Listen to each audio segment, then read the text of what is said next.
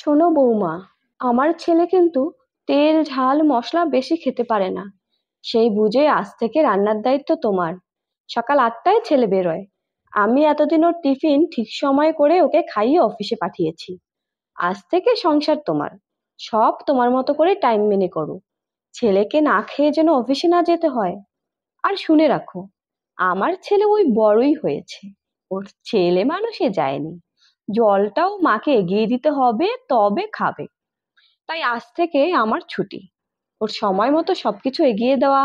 Office যাবার সময় গেঞ্জি জাঙ্গিয়া ওয়ালেট বেল্ট রুমাল সব এক জায়গায় করে রাখবে, নইলেই কিন্তু রণমূর্তি। মনে থাকে যেন। বিয়ের 8 দিনের মাথায় অলিভিয়াকে টানা কথাগুলো বলে হা হা করে হাসতে হাসতে ঘর থেকে বেরিয়ে গেলেন নতুন শাশুড়ি মা, যিনি অলিভিয়াকে দেখতে গিয়েছিলেন আর বলেছিলেন ওনার মেয়ে নেই, তাই উনি খুব খুশি। আজ থেকে ছেলের পাশাপাশি উনি এক মেয়েরও জননী। আজ থেকে অলিভিয়া দ্বিতীয় মা।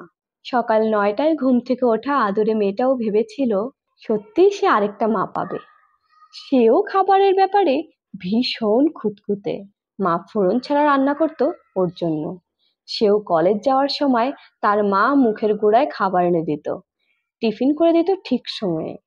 সেও বেরোবার সময় ওড়না রিস্টওয়াচ রুমাল সব ওর মা এক জায়গায় করে রাখতো, নইলেই ওই ঠিক বরের মতো রণমূর্তি।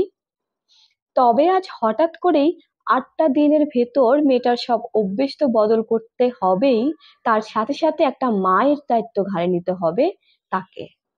এবং তাতে যেন কোনো খুঁত না থাকে, তাও দেখতে হবে। মাথা কাজ করছিল না অলিভিয়ার। কি করে কি করবে, কিছু বুঝে উঠতে পারছিল না। কাকে বলবে, কার থেকে পরামর্শ নেবে, কি বা বলবে। এসব ভাবতে ভাবতে সেই রাতে মাথা ভরা চিন্তা নিয়ে ঘড়িতে ভোর 5টায় অ্যালার্ম দিয়ে বালিশে মাথা রাখলো অলিভিয়া। পরদিন চোখ খোলা মাত্রই ধরফড়িয়ে মোবাইলে চোখ রাখতেই চক্ষু চড়ক গাছ। সকাল 9টা। বিছানা থেকে এক লাফে নামতেই সামনে দাঁড়িয়ে তার স্বামী অনিরুদ্ধ। তুমি অফিসে যাওনি? নিশ্চয়ই বেরোতে পারোনি আমার জন্য। বিশ্বাস করো, আমি অ্যালার্ম দিয়ে রেখেছিলাম, কিন্তু কি যে হলো আমি শুনতেই পাইনি। কি মরণ ঘুম ধরলো আমায়। ইস! থাক, মার ঘরে চলো, কথা আছে। অলিভিয়ার সারা শরীর ঠান্ডা হয়ে এলো। নতুন এক পরিবেশে যেন কেউ নেই। খুব ইচ্ছে করছিল তার মায়ের আঁচলটা শক্ত করে ধরতে, তাতে যেন একটু জোর পেত সে। কিন্তু মা তো তার থেকে অনেক দূরে। কিছু ভাবার আগেই, কি হলো, চলো। শাশুড়ি মা মুখ চুন করে বসে আছেন। অনিরুদ্ধ ঢুকলো, পিছন পিছন অলিভিয়া। সবাই চুপ, কেউ কোনো কথা বলছে না। অলিভিয়া বলে উঠল, মা, আমি অ্যালার্ম দিয়েছিলাম কিন্তু। অলিভিয়ার কথা থামিয়ে অনিরুদ্ধ বলে উঠল, অ্যালার্ম আমি অফ করে দিয়েছিলাম। হ্যাঁ, আমি। গতকাল তোমাদের কথোপকথন আমার খানিকটা কানে গেছিল। মা, অলিভিয়া তো আমার থেকে 4 বছরের ছোট। আমি তোমার কাছে সেই ছোট্ট আছি, কিন্তু অলিভিয়া কি করে তাহলে এত বড় হয়ে গেল বলতে পারো? আমার ছেলে মানুষগুলো গেল না, কিন্তু অলিভিয়া কি করে হঠাৎই ম্যাচিওর হয়ে উঠবে তা বলতে পারো? ওকে আমার জন্য কিচ্ছু করতে হবে না। ওসব করানোর জন্য আমি ওকে বিয়ে করিনি। তার চেয়ে বরং আমরা দুজনেই একটু বড় হয়ে উঠি, নিজের জিনিসগুলো সামলে নিজেরাই নিজেদের গুছাতে শিখি। তুমি একটা কথা ঠিক বলেছো, আজ থেকে তোমার ছুটি। এতদিন তুমি সব করেছো, তার মূল্য আমি কোনোদিন পরিশোধ করতে পারবো না।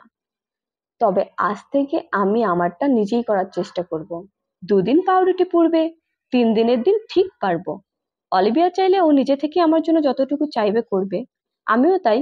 ইচ্ছে হতেই পারে কোনো একদিন জুস বানিয়ে খাওয়াবার, সেটা আমার ইচ্ছেতে। তবে কারোর উপর দায়িত্বে বোঝা চাপিয়ে দেওয়া উচিত নয়। চিরকাল চিরটা দিন তো উচিত শিক্ষাই দিয়ে এসেছো মা, তবে আজ কেন ভুল হবে?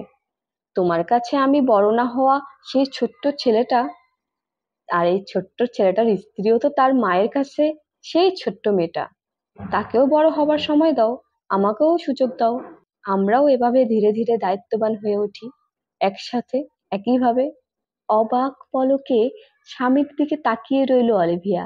দু চোখ দিয়ে অনবরত অশ্রু বইতে লাগলো, অবশ্যই আনন্দ অশ্রু।